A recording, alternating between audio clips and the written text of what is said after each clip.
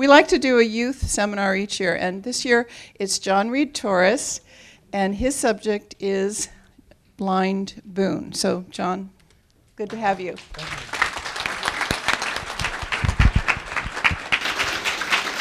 Thank you.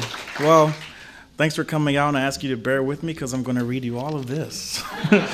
And yeah, so here it goes. I hope you come out learning a lot about Blind Boone. So I call this presentation The Triumph of Genius in the Face of Adversity by myself. So I'll start it off with a quote. It seems that a certain halo of sacredness and glory has surrounded poverty and advanced circumstance. This was a quote by the author of the John Boone biology, Melissa Fuller.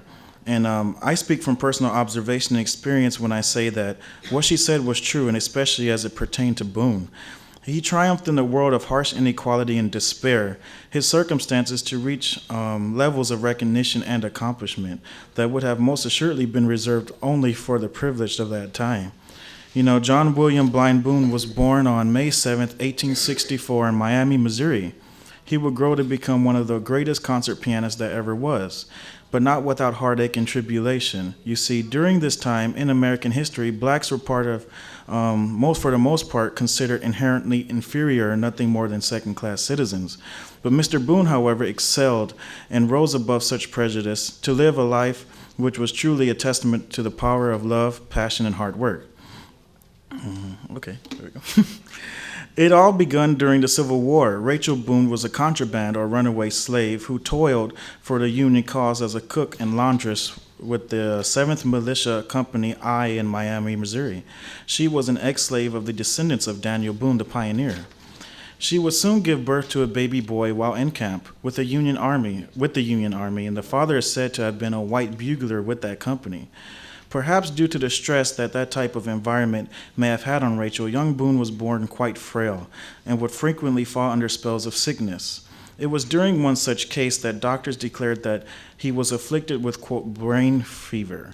And the only remedy at the time was to relieve the swelling of his brain, so they took his eyes out to do that. So, yeah, he was blinded at 6 months of age. Young Boone, or Willie as he was called in those days, accompanied his mother to the town of Warrensburg. Despite his blindness, he was reported to have been of constant cheer. His mother, Rachel, supported them by working as a laundress for many affluent white households, and young Willie would often play with the children of those families, for the hearts of the young were pure and free of learned prejudice. So during that time, Rachel married Harrison Hendricks and moved into his modest one-room cabin, where they remained as one big family. This delighted Willie because he was ecstatic to find new playmates in his new step and half-siblings. While Boone was interested in all things musical, the townspeople realized this, and when he was 7 years old, a Mr. Columbus Morrow gave him a mouth harp. This kind gift would have a profoundly positive effect on the young musician, so much so that he immediately performed a small street band of peers calling themselves the Ragged Urchins. So there you go there. They consisted of 2 tin whistles, a harmonica, and 1 triangle. They would, quote, busk various events such as picnics, Saturday dress parades, and other large gatherings. This earned him a meager income, yet no matter how small their earnings were, the procurement of candy was their primary concern and main expense. But whatever money he had left over, he gave to his mom. So let's see, next slide, okay. When Willie was about 9 years old, Rachel Boone became anxious with his education. Different people about town began to ask her if she did not mean to educate him. But how was she to accomplish this? Warrensburg didn't have a school for blind within its borders, and the closest one was in St. Louis, 225 miles away. So Rachel enrolled him in the Missouri School for the Blind anyway in St. Louis. And she was able to achieve this through the generous help of the community. Both black and white citizens of all classes gave support for Boone's education, both financially and through knitting him clothes and such for his trip. The most notable was the kind generosity of ex-Senator Francis Cockrell, pictured there, who persuaded the Johnson County officials to pay for Boone's train fare and tuition at the school. So finally, that fall in 1873, the 9-year-old Boone would travel alone by rail 225 miles to St. Louis. And while at school, young Boone grasped his literary training very slowly, so the teachers decided to direct most of his time toward the broom-making trade. This proved to be equally disheartening to the young Boone. However, he was most eager when listening to pupils practicing the piano, yet he was repeatedly scolded for doing so. He was, however, fortunate to attract the kind attention and friendship of a Mr. Enoch Donnelly, who was only partially blind and was a senior at the school, and he reached the advanced level of piano studies already. So their short yet crucial friendship would start when Boone whispered in a half-tearful tone one day, "Mr. Donnelly, they scold me about my lessons, and I try so hard to learn sometimes, but I don't want no school. I want to learn to play. Can I take lessons?" And then he burst into sobs and started to cry. Shortly after that, Donnelly found Boone at play with some of his other classmates, and he gave Boone the news that he would share some of his practice time with Boone so that he could educate him with his first piano lessons. And Boone was really happy about this. But this didn't go without criticism on the school campus. Young Donnelly was occasionally taunted and asked in sarcasm about his, quote, nigger prodigy. Donnelly, however, had a kind heart and was committed to helping the young Boone, especially since his graduation was approaching. So to ensure that Boone's talents wouldn't go ignored, he introduced Boone to the head of the music department and to perform for him, and the professor was indeed impressed and proclaimed Boone's genius throughout the school. Boone would soon be invited to play at the superintendent's home on various occasions. When people asked him the origins of his ability to play the piano, he eagerly cited his friend Mr. Donnelly and said that it was through his mentorship, which only lasted 3 months, he was able to play. And that those 3 months had a lasting impression throughout his whole life. So that vacation, when Boone returned home, the whole town was anxious to hear him play, and when he did, they received him well. And he was invited to play at church services and social events and other things of that sort that kept him really busy. For a time, he was surprised to find out that he had to return back to school for the next semester. So unfortunately, when he did return, he returned to quite a different campus. The superintendent and many of the new teachers had been elected during the new Democratic administration, which was the conservative party of his day, and the Reconstruction period under which African Americans enjoyed modest protections from violations against their constitutional liberties was coming to a close. And in just a short time, during the disputed presidential election of 1876, Southern political leaders would leverage the electoral system to rob the winner of a huge majority of the popular vote. In return, Congress and the administration of fraudulent new President Hayes would finally remove the last federal troops from the South, ending a decade of occupation, the effects of which were felt even on the local level. And the Missouri School for the Blind was not exempt from these changes in racial climate either. Race prejudice had crept into the school, and the 6 black students were ostracized from many places and privileges of former days. Young Boone was greatly distressed by this and was frequently chastised for breaking new rules or for practicing the piano where it was forbidden. So as a result, Boone began to steal away from school quite often to enjoy the sounds of the big city. It is here that he heard the sweet and low music of the Tenderloin districts. For the first time, however, after repeated absences from school on account of its new unjust policies, Boone was dismissed. Boone was greatly troubled by this, for he thought the folks back home sacrificed so much about him to send him to St. Louis, and he feared their scorn. So he started out for St. Louis to busk and earn money for himself. There he met a Mr. Kelly, a white man who worked for the Frisco Railroad. Mr. Kelly took a liking to young Boone and his music and would often invite him to dinner and play his harmonica for him and his friends. However, the street life took a toll on young Boone, and he became very malnourished and lonely. He was fortunate enough to learn that the train that Mr. Kelly worked on was leaving that day, and with the assistance of his newfound friend, obtained passage to board the train to Warrensburg.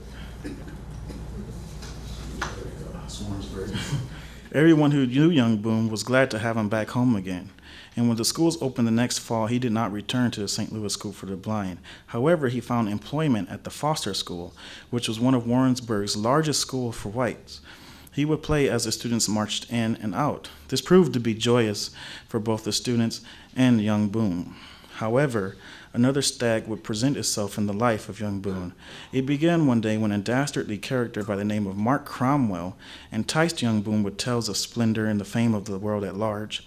Boone, being an adventurous preteen and eager to earn more money to help his family back home, succumbed to his naivety and left Warrensburg with Cromwell. Cromwell not only proved to be a shady individual all around, but he was also a liar. He mistreated Boone, scarcely fed him, and pocketed any money that Boone raised through busking and other performances. Cromwell had basically turned Boone into his slave.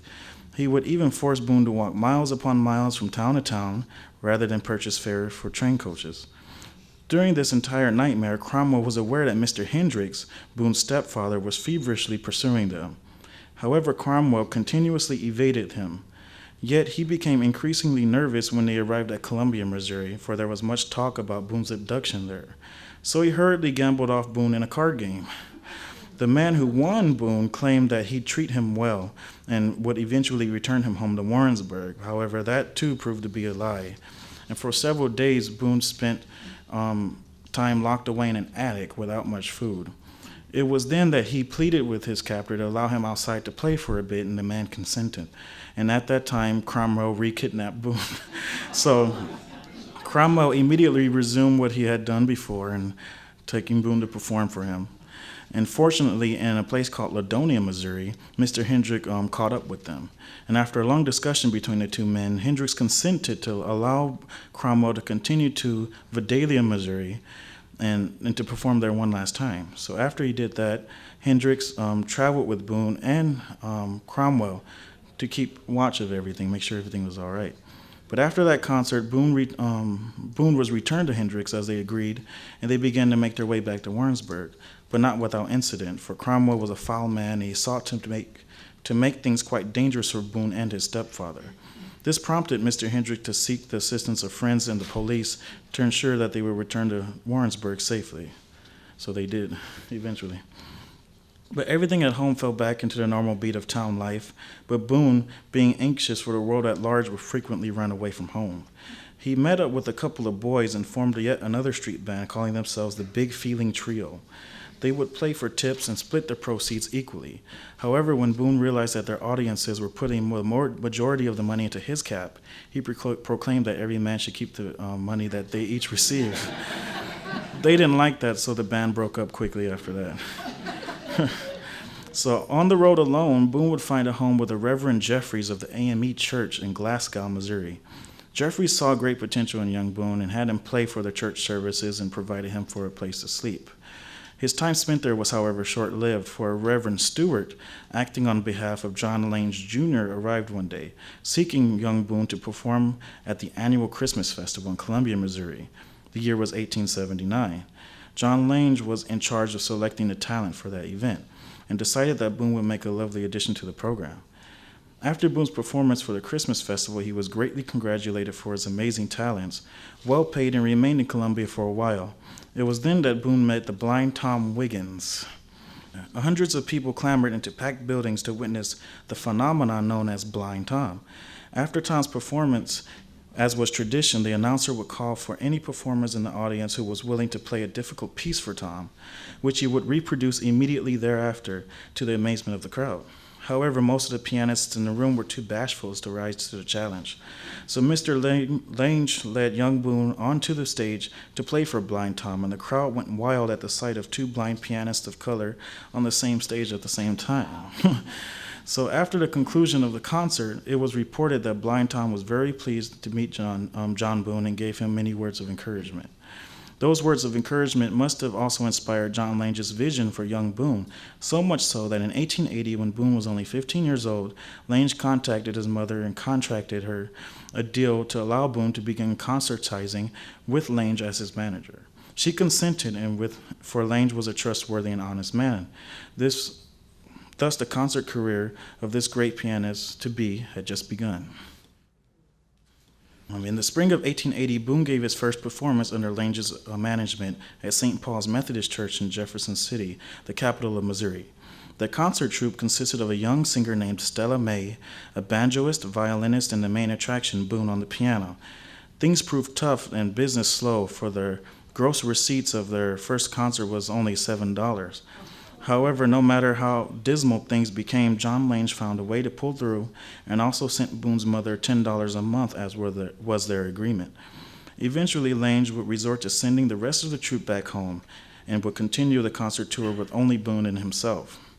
Later in 1880, Boone was to perform in Marshfield, Missouri. However, a disastrous tornado struck the town before they arrived and ravaged the entire place. Over 100 people perished and many were injured and displaced. Lange read the account of the tragedy to Boone from a local newspaper. The horrid scenes depicted in the article inspired Boone to compose a descriptive piece, which he called the Marshfield Tornado. It proved to be a virtuosic piece of the highest caliber. In its calm, hymn-like introduction, its rolling of the steeple bells in the wind, its sudden crashes of thunderous imitation of the tornado, its death knell at the storm's passage, and its pianissimo conclusion, in which Boone masterfully imitated the drizzle of the rain, was so realistic that when performed would frighten the faint at heart. Yet it was a perpetual request by all audiences. Boone and Lange would travel to Marshfield anyway, in spite of the recent carnage that took place, and although they were running low on funds, donated their entire proceeds to the rebuilding of the town. But things had gotten so bad for their fledgling concert company that Lange resorted to selling the snowshoes from his feet in order to provide sufficient payment for a hotel room for himself and Boone, with which the leftover change he immediately telegrammed his wife for more money to continue. Things didn't get much better when his partner, a Mr. Jordan, who supplied the company with his piano, backed out and required that they return his piano at once. After that, Lange decided to no longer utilize the services of partners. However, as promised to Boone's mother, when young Boone turned 21 years old in 1885, Lange made him a full partner of the Boone Concert Company. Boone Lange and an assortment of various young black female vocalists who came and went over the years, concertized all corners of the Midwest, East Coast, and places as far west as California and Mexico. The troupe had also adopted a parrot named Ned, who would also become known as their mascot. He proved to be a delight to all around, even the children. Yeah, there's Ned there. So Boone continued to travel and concertize throughout the nation for the rest of the 19th century and well into the 20th century. Boone remarked that the children of his audiences were especially special, for they were the ones he wished to instill his music into, in order to pass it on to the future generations. And sure enough, as time passed, he saw children who had become adults return with their children, seeking the same experience for them that they had had. Although many of John Lange's friends initially believed that he was foolish to give up his business to promote a little-known black musician, Lange held no regrets, for all of their hard work proved to be well worth it. He would later remark, quote, "I have lost all I had more than once trying to make Boone a success, but I am proud today that I have stuck with it. And indeed, it's a wonderful thing that Mr. Lange did stick with it." For the Boone Concert Company had excelled so much and commanded such reverence that their story was being printed in various newspapers. And as early as 1893, a publication entitled Kunkel's Musical Review reported, quote, "The Boone Company has been in town for 4 weeks, and the star was greatly lauded. His playing is remarkable, and not because of his blindness, but because of his artistic excellence. John Boone is justly considered a successor of the celebrated Gottschalk. He grasps with marvelous rapidity any composition played for him, and the most difficult pieces are played after single reading or hearing in his case. His engagements here drew crowded houses nightly, and they had traveled extensively, performing at least 8,000 concerts in the U.S. between 1880 and 1895, including performances in Canada, Mexico, and Europe. It was at the height of all of this heavy touring that in 1889, Mr. Boone married Eugenia Lange, Lange's youngest sister. She would become his secretary and lifelong companion. Boone also bought a sizable house in Columbia. There he always concerned himself with the progress and worthy causes of the community. He erected a row of tenant houses for poor citizens of the black community, which became known as Boone Tract. And when the city began its installation of water mains for indoor plumbing, Boone personally financed the installation of 8 blocks of water pipes, which led to his home. He also paid for all the homes spanning that distance to also be connected to the new luxury of indoor plumbing. Boone's home proved to be a perfect den for music lovers around. His Chickering, Steinway, Estee Reed organ, and several other makes of fine piano occupied prominent places within his home. His Chickering grand was made specially for Boone's own private use. For this particular Chickering was Boone's incentive given to him by the Chickering Piano Company for his endorsement of their instruments in 1891. Chickering was one of Steinway and Weber's leading competition in the U.S. at the time, and Boone's endorsement commanded much attention. Before Chickering delivered this magnificent piano to Mr. Boone's home address, it was tested at the New England Conservatory of Music that it might be ensured to meet the satisfaction of the great musician. In later years, Boone would purchase a new player piano. It was even reported there in Kansas that, quote, Boone learns all his new compositions from the Angelus player piano built into the Kanabe piano to his order. The player renders 2 or 3 pages at a time, which are played by Boone on his Chickering, and then the player renders 2 or 3 more, and so on. Boone commits 10 to 12 pages a day. He is, of course, an inveterate purchaser of rolls, learning all the latest productions, but is very partial to the compositions of the old masters. He even had an extra stop put in his player so that he can interrupt in the middle of the measure.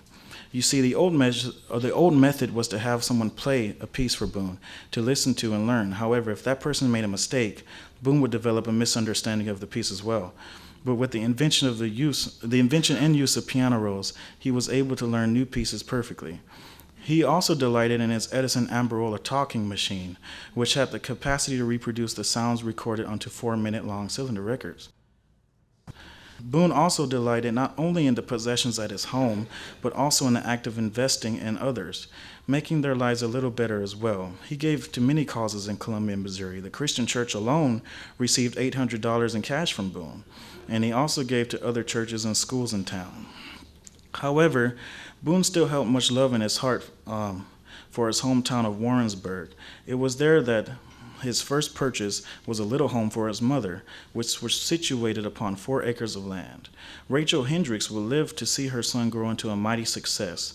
It was in this home that she passed away on January 9th, 1901. Boone was greatly affected by the loss of his mother. Many friends told that they had seen a side of Boone that they had rarely seen before, for he was usually quite jovial. But Boone remained in the mournful state for quite some time, and he would turn over his mother's home into the hands of his siblings, ensuring that they would have a home there forever. Boone recovered from the trauma of losing his mother and returned to concertizing and socializing in spite of his blindness. He was a very social person. He loved people and people loved him.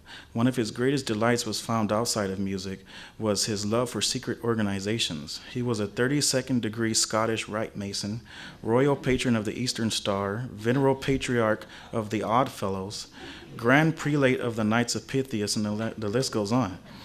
Boone even commanded great testimonials of esteem from prominent individuals such as government officials who had the opportunity of meeting him, and even President Hayes, who we mentioned earlier. One of Boone's prized possessions was a photograph given to him in his youth by Hayes as a token of friendship, perhaps at one of his earlier performances. Boone continued to travel extensively. He toured almost every state of the Union as well, and to Canada. When Boone first began his concert career at the age of 15, he was a very slim frame, weighing only less than 120 pounds. However, it was reported that about age 25, he began to, quote, take on flesh, and and grew to a portly stature of 260 pounds. He stood only 5 feet in height, and his hands were short, but his fingers were delicate and nimble, and he was also said to possess, quote, a rich mulatto complexion and long black curly hair. And Boone was also a composer of classical pieces, popular songs, and even ragtime.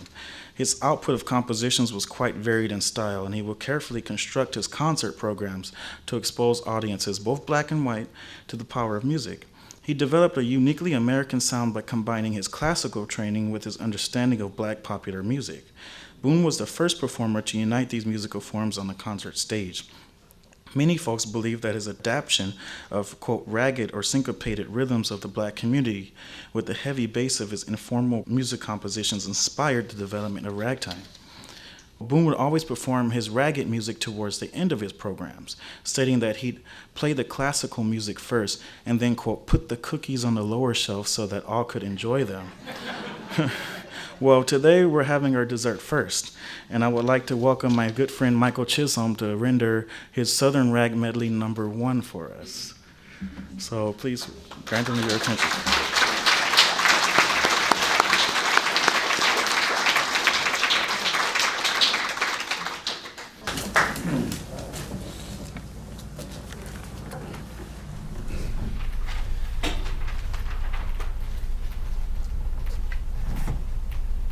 I hope you'll excuse me for having to read off the sheets.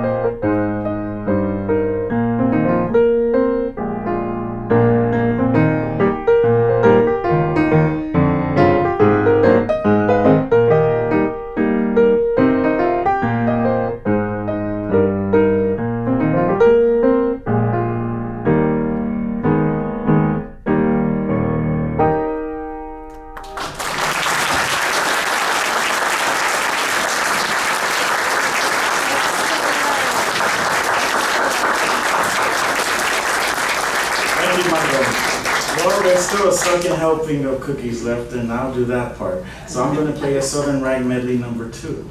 Let me walk over there. And by the way, that piece was from 1908. This one's from 1909.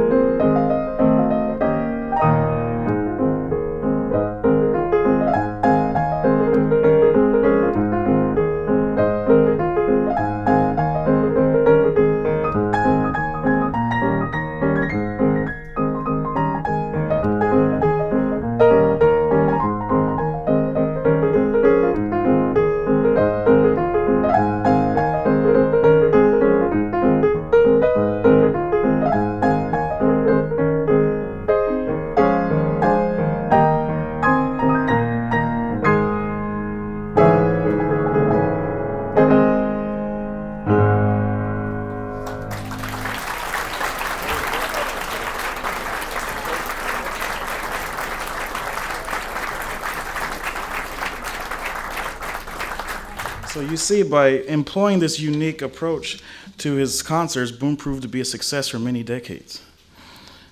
I'll go forward to read you an article from Fort Dodge from 1915, which gives a detailed yet dated account of one of his performances. So I'll read that so you can get a sort of a picture of what went on. This is Fort Dodge, February 4th, 1915.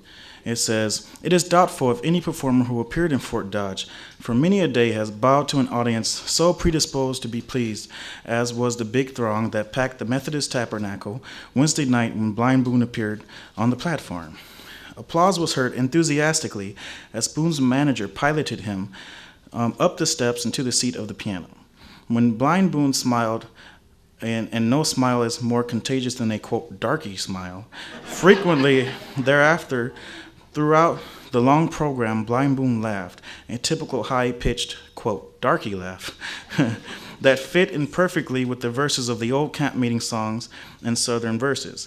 Every laugh convulsed the audience, and every number of the program, including classical selections, which the blind Negro artist rendered with a precision of time that could scarcely be detected from a pianola, pleased the audience so heavily that the Boone Company was overwhelmed with their reception. The very presence of this portly, jovial Negro musician who was able to play the classics and ragtime with equal pleasure instilled into the audience a spirit of informality. Boone's manager, who announced the various numbers and made comments upon them, was the most formal and impressive part of the event, and even he could not restrain from an uprising smile of real Southern appreciation. The most notable feature of the evening was the demonstration of the unique Negro's physical endurance. He sat at the piano from shortly after 8 until after 10 o'clock, playing almost constantly and singing occasionally. As everybody knows, Boone is accumulating the quota of years, which would normally relegate a man to very ladylike activity. Not so Boone. Just as his long wavy hair still bears no traces of gray, so his physical powers have not waned.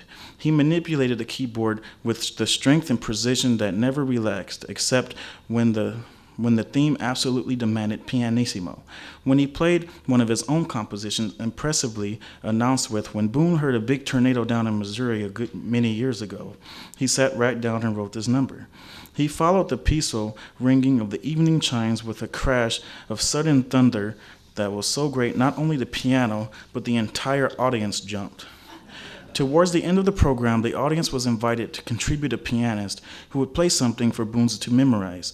A Mrs. G.P. Allard was called to the platform. She played a difficult classical selection, and the execution of which delighted the intent Negro player. He missed no note, and he afterwards reproduced the spirit of the piece. Shortly after this feature, Reverend Spence asked for a showing of hands from those who had their money's worth, and the sea of heads was momentarily capped by fluttering hands. Then the audience disbanded, while Blind Boone, in spite of his long program, turned back to the piano and, standing, played the beautiful old melody, "My Country 'Tis of Thee." Almost every voice joined in song, and the unique evening was over. It is said by 1916, it was estimated that the Boone Company had played over 26,000 concerts in the 36 years that it had been concertizing, suggesting that there were more than 3 or 4 concerts every day. The Boone Concert Company proved to be the most persevering and productive concert company at that time. However, their travels were all but easy. There were 2 train wrecks, one in Kansas in 1912 and another in Illinois in 1914. It was reported that they were traveling on a, quote, mixed train when it came upon a broken rail, and the boxcar, which was in front of the passenger coaches, flipped on its side and was reduced to splinters under the weight, causing Boone to topple out of his seat. However, he escaped with only a few scratches. There were also several fires, the first of which occurred during the fall of 1881 in Kansas City. Boone was on the fairgrounds in the piano showroom at Floral Hall demonstrating the pianos for J.W. Jenkins and Sons. Mr. Lange left Boone at one of his favorite pianos to amuse himself while he went to fetch a newspaper reporter. But while he was gone, a fire broke out in the piano department. Boone could hear people moving out the instruments and became very alarmed. Yet he refrained from running foolishly through the burning building, for he might be lost. Lange rushed in the burning building and recovered Boone mere moments before the building collapsed. Accounts tell that Lange was trembling with shock, as he realized how close he had come to losing his young prodigy. And again in 1910, while touring in Hay Springs, Nebraska, the hotel at which the company was staying caught fire in the middle of the night. Luckily for them, a few cowboys were traveling by, saw it, and gave the alarm. They were blessed to have enough time to flee with their belongings before the hotel was completely engulfed with flames. In addition to all of these terrible mishaps loomed the decrepit visage of Jim Crow and the Black Codes. In 1896, the U.S. Supreme Court upheld segregation laws. In concert halls, churches, courthouses, and tents where the Boone Company played, the white audiences and black audiences usually sat apart or attended separate programs. Often the black audiences were restricted to worse seats. Some white hotels even refused to give the company members lodging, and there were often no black-owned hotels in the towns. Many times, black families offered the company their hospitality and put them up in their homes. Once in Kansas, they were denied rooms at the local hotel. Luckily, an elderly relative offered them the use of her home. And when Mr. Boone learned that she had approximately $360 remaining on her mortgage, a large amount in those days, he paid off her loan with gladness. Even under such indignation, Boone remained a kind-hearted and pure soul, content on kindness and charity. Lange often said, "Boone is charitable, and I have been authorized by him whenever I see a deserving person in need of assistance to assist such person in his name." Melissa Fuel writes, the one who wrote his biography, she writes, "In traveling, people often," I need a new slide. She wrote, "In traveling, people often confuse Boone with Blind Tom, but they are two distinct characters. Tom has been deceased for years, and when he lived, however, his musical ability startled the world, as does Blind Boone's now. But men placed the deceased in a class of idiots, for Blind Tom was said to be an idiot savant. He had a dictator in all of his affairs.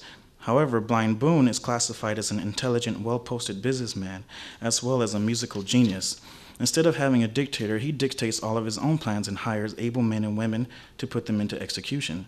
He accepts, however, the counsel of his true friend and manager, John Lange, for they are partners in business, and Boone realized the price Mr. Lange paid to put him before the world.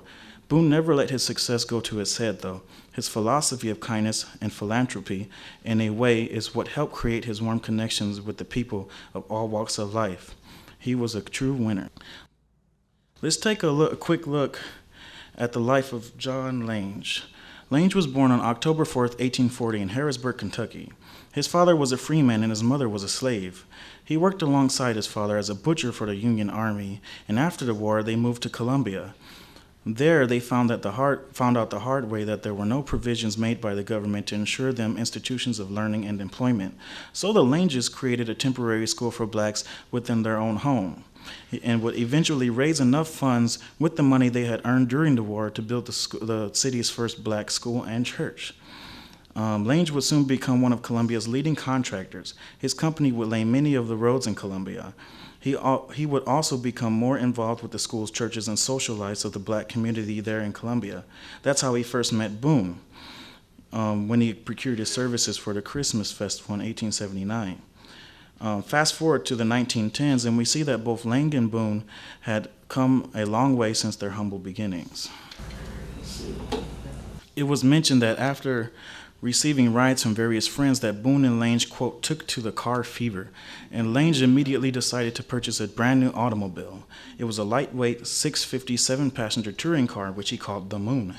It was written of Lange that when the owner of this car was emancipated, he started out with a desire to earn enough money to purchase a pair of steer calves.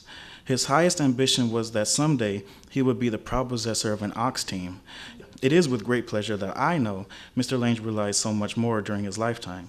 Soon thereafter, Mr. Boone would purchase his own powerful 8-cylinder Cadillac, which he enjoyed having his chauffeur take him and his friends out on the town to, quote, burn gasoline.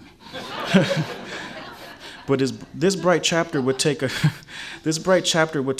in July of 1916 in Kansas City when John Lange was back home. He had recently retired from the Boone Concert Company due to health concerns.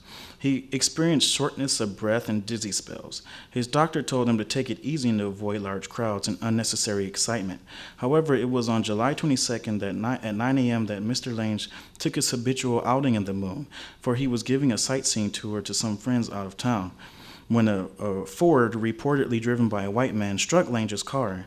The excitement and alleged ensuing foot pursuit of the hit-and-run driver induced a heart attack and/or stroke within Lange's body.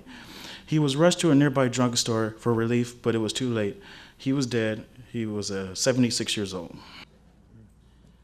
Lange's funeral was the most elegant and expensive ever seen in Kansas City. There would not be another funeral of its kind there until the funeral of jazz pianist Benny Moten in 1935.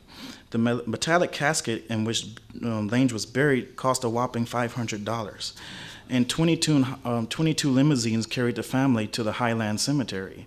His grave was laden with evergreens and lilies for 20 feet around. Telegrams from all over the country flooded in from mourners, both black and white. Boone was so deeply moved over the loss of his dear friend. However, he remained stoic throughout until the body was lowered into the earth. It was then that Boone broke down, giving way to uncontrollable grief. He had to be led away. The year 1917 found Boone again concertizing throughout the country. Despite his advancing age and difficulties, he remarked, quote, "Life is too short to sulk and please the devil for one moment." This philosophy seemed to be what carried Boone forward. Boone soon began an extensive concert tour of the East Coast under the management of John M. Day. His East Coast tour proved to be a smashing success. The Chicago Defender reported that Boone played 6 return engagements in New York City before leaving for Philadelphia in late 1919. They met many members of New York's black elite, such as comedian Burt Williams and jazz pianist U.B. Blake. However, tragedy would strike again. A taxi cab would strike and kill John Day in Chicago on January 24th, 1922, and his body would be sent back to Columbia for burial. Needing a new manager, Boone contacted Wayne B. Allen for the job. Their relationship began in 1907 when Allen began publishing and distributing Boone's compositions.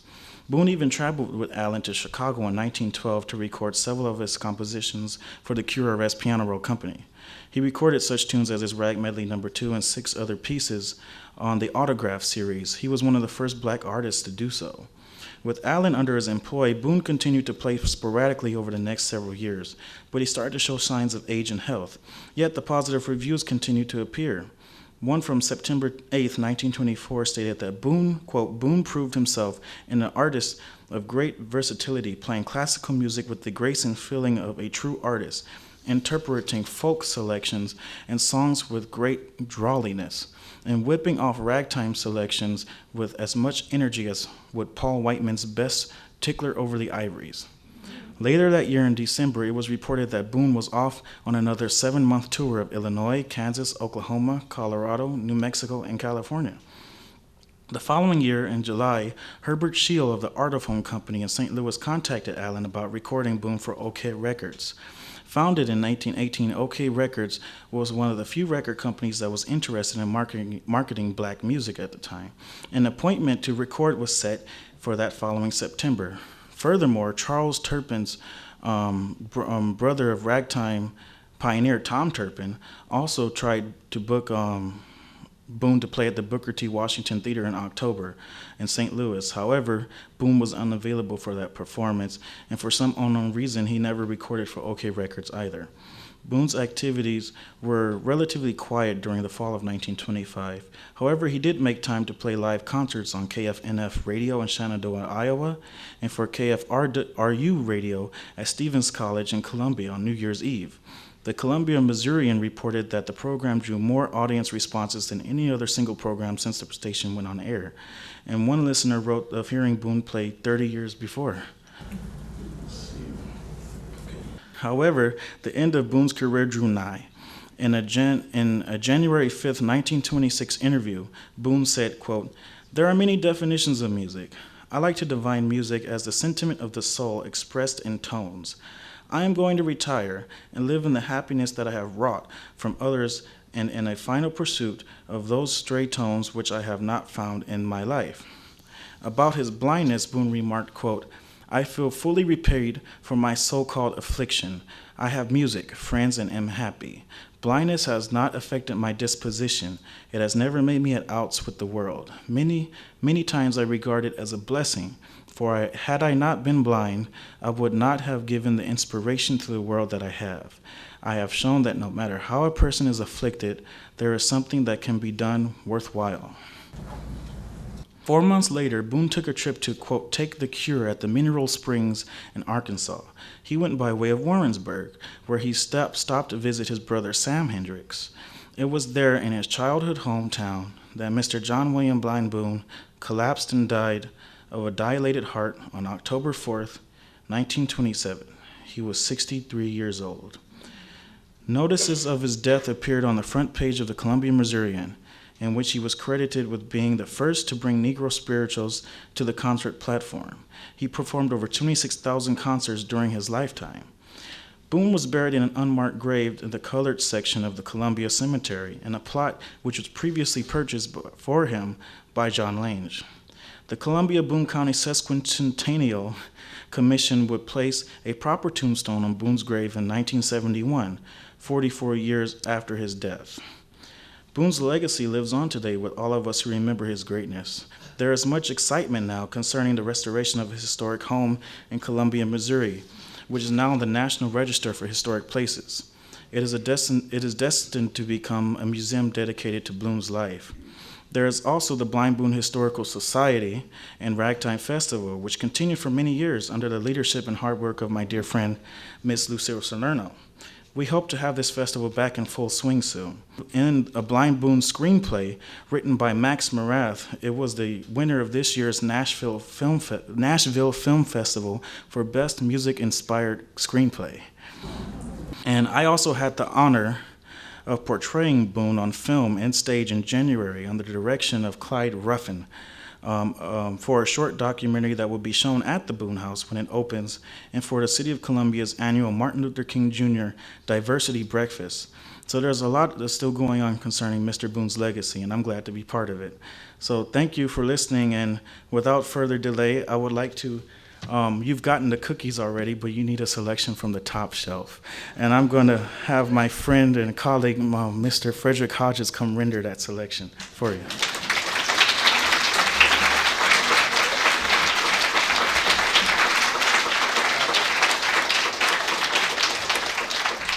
I guess I should tell you what it is. This is the Gavotte Chromatique, I think from 1913 by Boone. And the interesting thing is this sheet music did not exist. It was transcribed by the late Bob Alt from a piano roll, which was given to Reginald Robinson, which was given to me, which I gave to Frederick, on the condition that he would play it today. So here you go.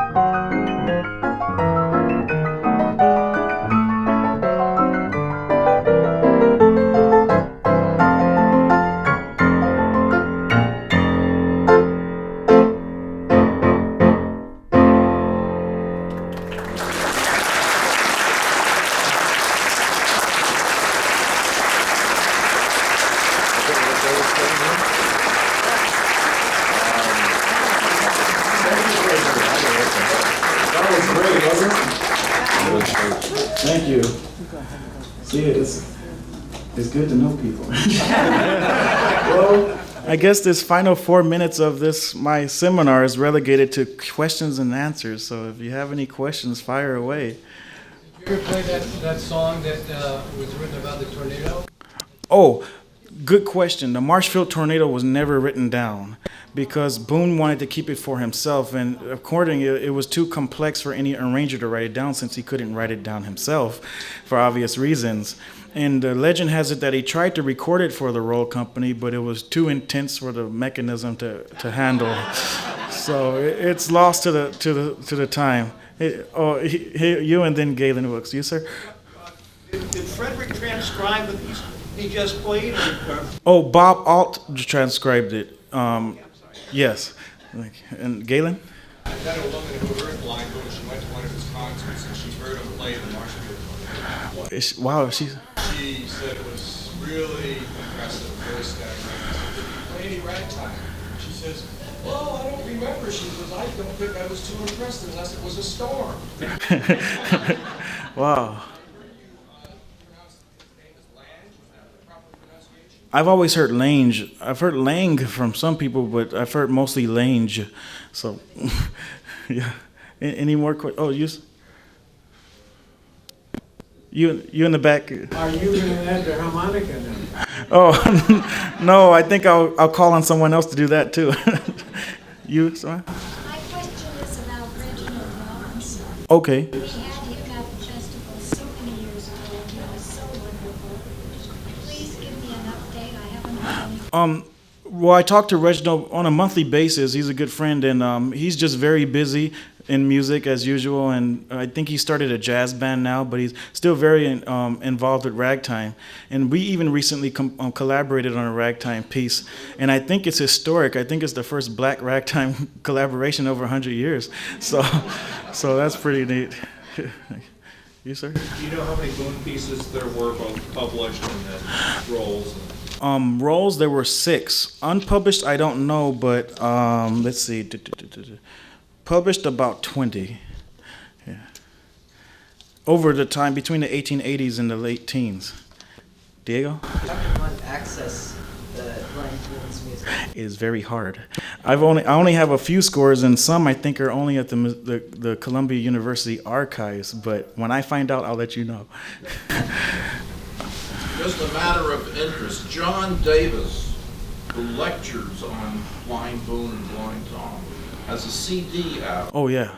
So, Yeah, John Davis. If you want to hear live performances of Boone's music, I would encourage you to research John Davis. He called his CD, I think, the Marshfield Tornado. And there's also an earlier CD of a black guy named, oh gosh, his name is, does any? Yeah, Frank Townshill Frank Townshill, and his performances are also very good. And those are the only 2 people I've heard record Boone extensively. Any more questions? All right. John, it was a thank you. wonderful presentation. We thank you. Thank you. Really well done.